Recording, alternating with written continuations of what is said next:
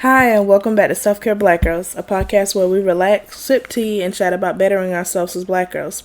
I'm BB, and I'll be helping guide you to make better choices in your daily lives.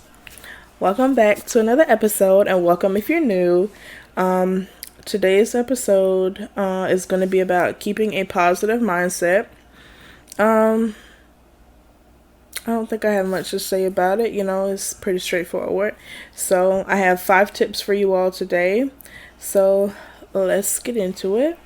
The first step for keeping a positive mindset is letting go of negative people. This is a really big one because some of those negative people could be friends. Friends, I say that, air quote friends.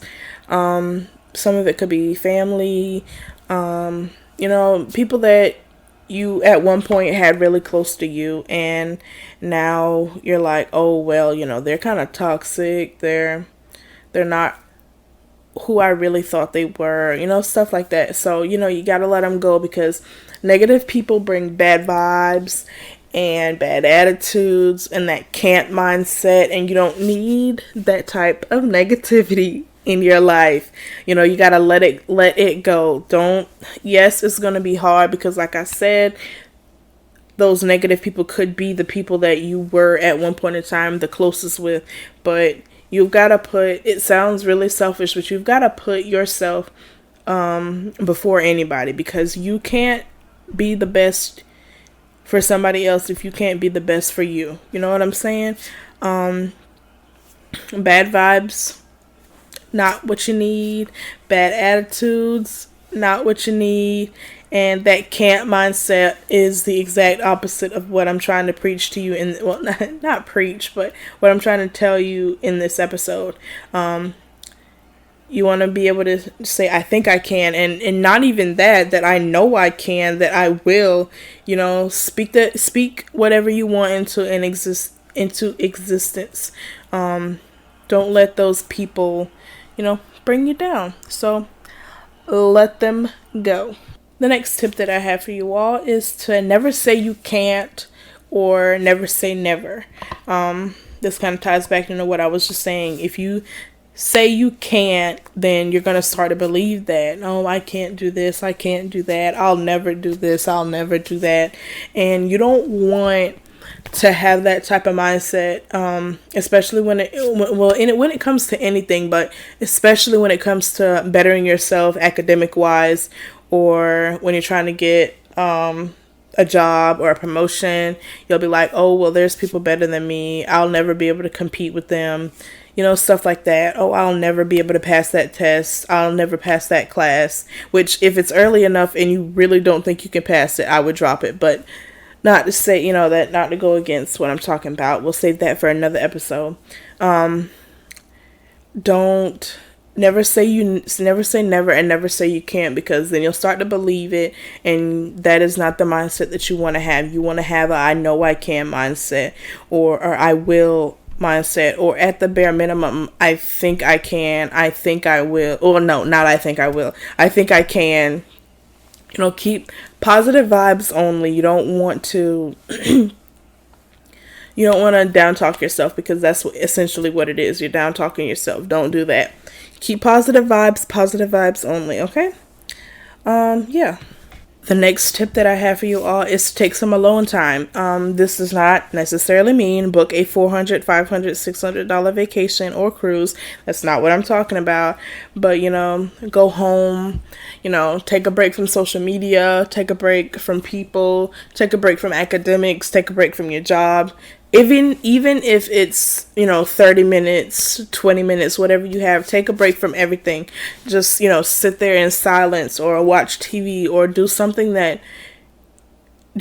not productive. And that sounds bad, and it could potentially be unproductive, but I think that's the word, unproductive.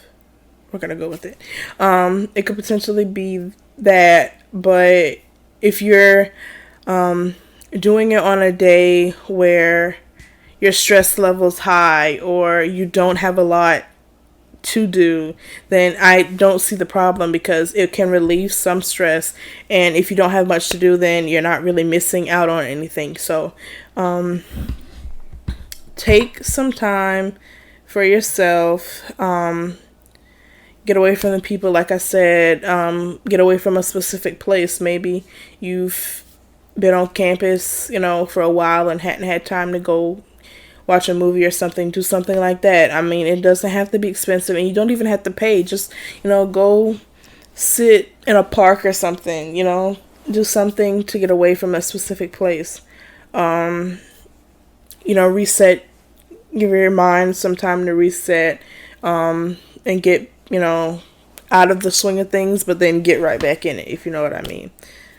Yeah. All right. So that was tip number 3. Tip 4 is to don't overwork or overload yourself.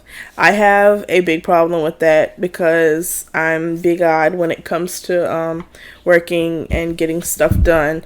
I like to put way, way more on my to-do list than is even humanly possible.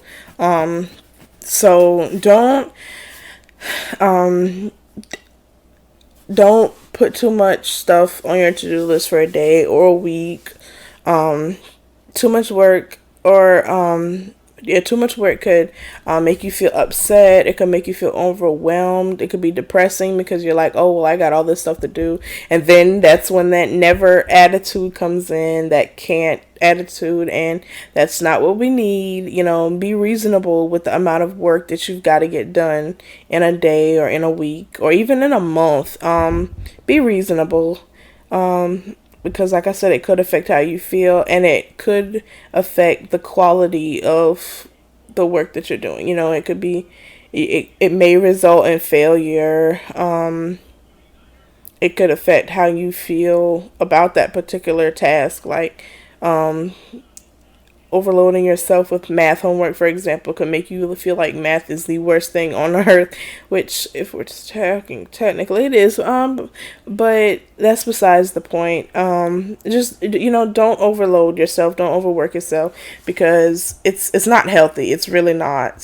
So be cautious about the amount of work that you pile on for yourself to do in a given time period. And then the final tip that I have for you all is to don't let failure or something not happening that you want it to happen bring you down. Failure, I look at failure as a lesson. If I failed at something, I'm like, oh, well, I go back and I look at what could I have done differently to change the outcome of this specific task. And just remember, everything happens for a reason, and to not let it affect how you feel. Just take your L and go. That's the best way to say it. Unless your failure was not something on your part, and it was something on like a supervisor, your employer, your teachers, unless it was on their part, then I suggest you go correct the issue, get it fixed. But don't let it kill your vibe, to say the, something like that. Don't let it kill your vibe. Just look at it, learn from it, work on it, and move on. That's all there is to do. Don't dwell on things, because that could put you in a depressive state or anxious state, and we don't need that type of negativity in our lives, okay? So yeah, that's all that I have for you all this week. Thank you so much for listening. Don't forget to check out my merch for Self Care Black Girls, and check out my boutique at brennan'sboutique.bigcartel.com. But like I said, that's all I have for you all. Thank you all so much for listening, and I will see you all next week. Bye. Thanks for listening this week. If you have any questions, want to share a story, or be featured in our Q&As, send them to me at selfcarebgirl@gmail.com, or submit them on my blog at selfcareblackgirls.com. While you're over there, subscribe and join so you never miss anything. Subscribe, rate, and review us on iTunes to help spread the word.